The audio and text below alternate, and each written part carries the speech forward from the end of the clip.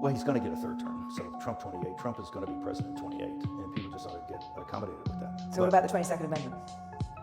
There's many different alternatives. At the appropriate time, we'll lay out what the plan is, but there's a plan, and President Trump will be the president in 28.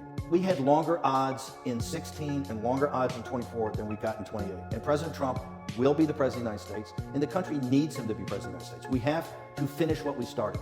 And the way we finish it through Trump is a vehicle. I know this will drive you guys crazy, but he's a vehicle of divine providence. He's an instrument. He's very imperfect. He's not churchy, not particularly religious, but he's an instrument of divine will. And you can tell this of how he's pulled this off. We need him for at least one more term, right? And he'll get that in 28. You're not driving me crazy. I'm trying to understand the coherence of the things you've just told me in the last few minutes. On the one hand, you said the Constitution is fit for purpose.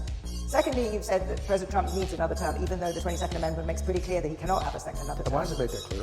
Because he's on his second term already. At some point in time, we will make sure we go through Zanny and define all those terms. But even if you find a way to undermine you will be undermining the spirit of that amendment, even if you find some way around it. And to those Can the American people, if the American people, with the mechanisms that we have, put Trump back in office, are the American people tearing up the Constitution? Would that be tearing up? Would the American people be going against the spirit of the Constitution then?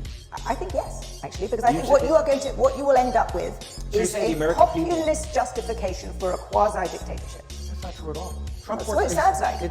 Trump is a dictatorship. Did you just see the compromises he had to make on the big beautiful bill?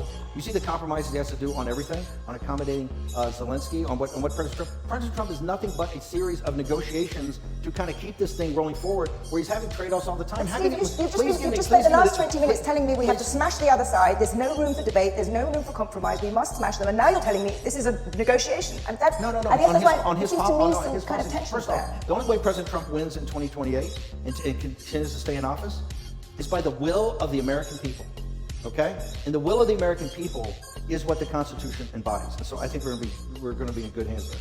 We need to finish what we started. And President Trump is the instrument, a providential instrument to finish this job.